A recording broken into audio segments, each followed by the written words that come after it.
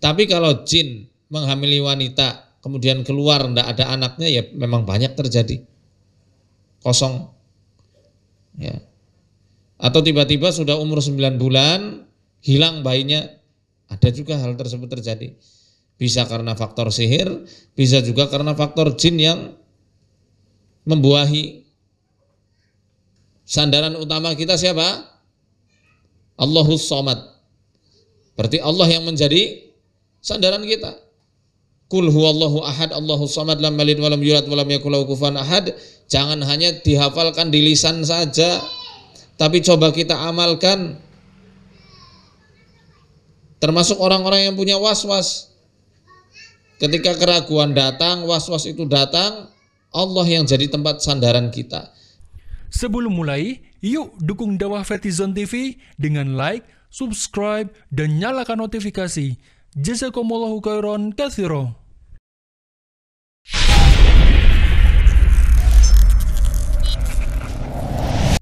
Ya, kita lanjut lagi. Ya, silakan Mas. Ke arah mic. Nanti sabar. Sebutkan nama dan pertanyaan singkat. Ada mic-nya. Pakai 2 ya. Cakep. Bismillahirrahmanirrahim. Bismillahirrahmanirrahim. Perkenalkan, saya Bagus dari Lombok, Nusa Tenggara Barat.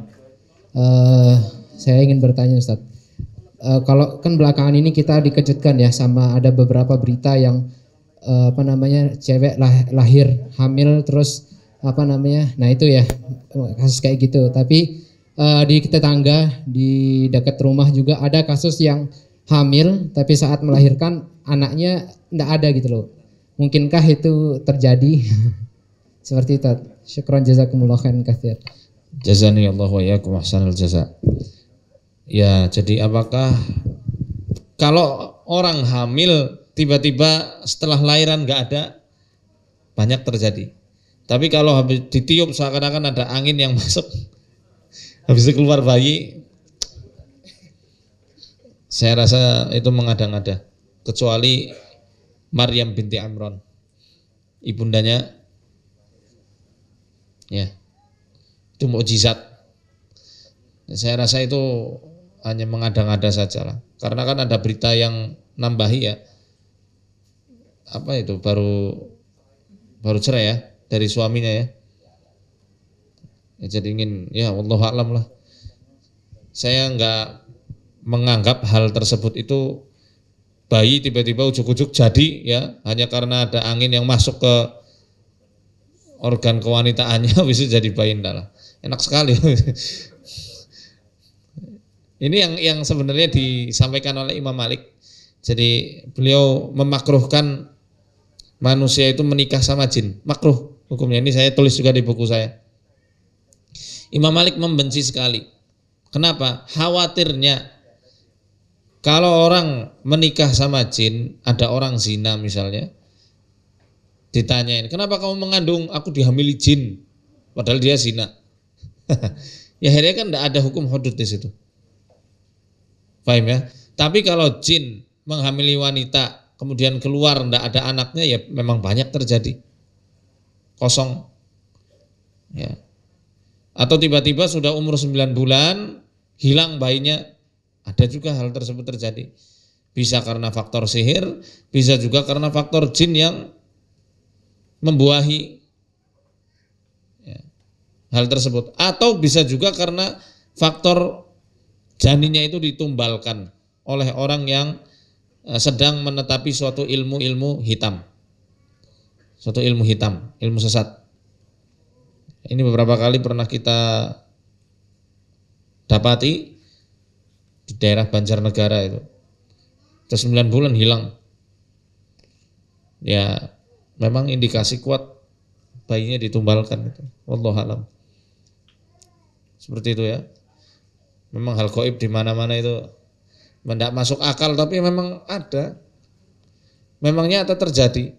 Dan itu harus, ya terserah ya antum mau percaya atau enggak, karena enggak ada kewajiban juga kita untuk percaya tersebut, tidak masuk rukun iman juga. Tapi hal tersebut memang ada. Seperti itu ya. Cukup mungkin? Izin bertanya, saya pernah bermimpi ada laki-laki mengajak naik motor dan jalan-jalan. Dilan.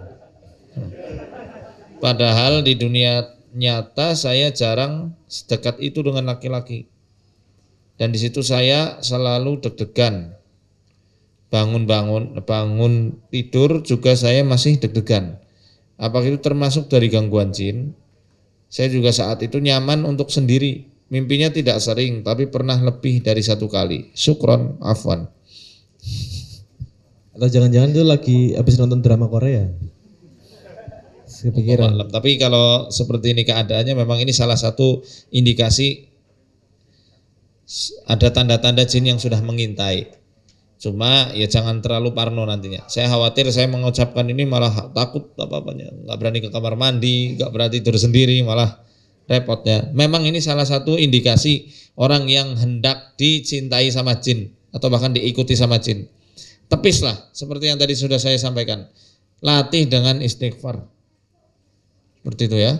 Dengan istighfar, banyak-banyak mengevaluasi diri dengan beristighfar, dengan baca Quran, sholat 5 waktu juga ya itu sudah kewajiban ya. Tapi ditambah dengan sholat-sholat sunnah yang lainnya. Dan jangan lupa juga untuk melakukan ruqyah mandiri. Assalamualaikum. Waalaikumsalam. Saya akhir-akhir ini sering was-was atau apa ini? Was-was atau ini apa ini? Saya akhir-akhir ini sering was-was atau ragu. Oh, ragu. Bahkan sekarang saya sering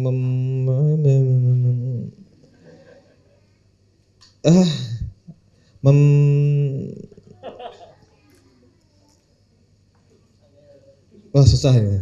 Coba. Susah. Angel.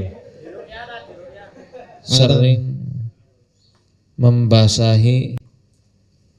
Aduh. Dan orang tua saya sering memarahi saya karena was-was itu, tapi saya tidak tahu caranya sebelum. Saya juga pernah diruqyah, reaksinya muntah dan kambuh lagi. Bagaimana caranya agar sembuh? Cara menyembuhkan was-was dan keraguan adalah dengan melawan. Ya, bagi mbak-mbak atau mas-mas yang bertanya ini, cara menghilangkan was-was adalah dengan melawan dan belajar cuek. Paham? Nggak cukup dengan ruqyah. Mau antum diruqyah berkali-kali sampai ke Mesir diruqyah sama Syekh Wahid pun, kalau tidak ada latihan untuk melawan was-was yang ada pada hati antum, maka susah akan sembuh. Sembuhnya itu susah. Karena was-wasnya harus dilawan, harus didebat, dan harus belajar untuk cuek, untuk acuh dari bisikan-bisikan was-was tersebut. Seperti itu ya. Dan untuk orang-orang yang was-was seperti ini, jangan lupa juga berdoa kepada Allah di sepertiga malam, minta taufik. Taufik itu pertolongan dari Allah, supaya Allah membantu Anda melepaskan diri dari was-was. Minta sama Allah Ta'ala dan belajar untuk acuh. Sholatmu nggak sah itu, kamu kentut tadi, utik, belubuk. Kalau dituruti membatalkan sholatnya terus menerus seperti itu, was-wasnya akan semakin parah. Tapi bismillah, aku yakin ya, aku yakin sholatku tetap sah karena tidak ada angin yang keluar. Tetap jangan batalkan. Wudumu nggak sah itu, sikumu tadi masih kering, aku yakin sudah sah, semua sudah kering. Ini bisikanmu hanya bisikan yang tidak berguna saja. Tetap lanjutkan sholat. Awas, kalau kamu kuliah, nanti kamu naik motor ketabrak, biarin. Baca surat At-Taubah, qul la yusibana illa ma kataballahu lana huwa maulana wa 'alallahi falyatawakkalul mu'minun. Katakanlah hai Muhammad, tidak ada yang menimpa kami kecuali sesuatu yang sudah Allah tetapkan. Dialah Allah pelindung kami.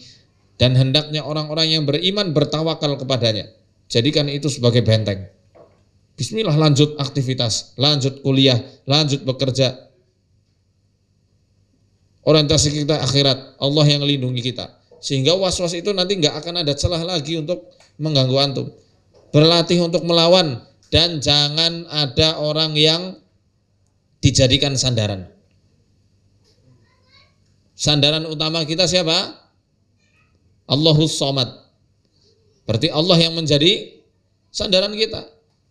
Qul huwallahu ahad, Allahus Somad, lam yalid walam yulad walam yakul lahu kufuwan ahad.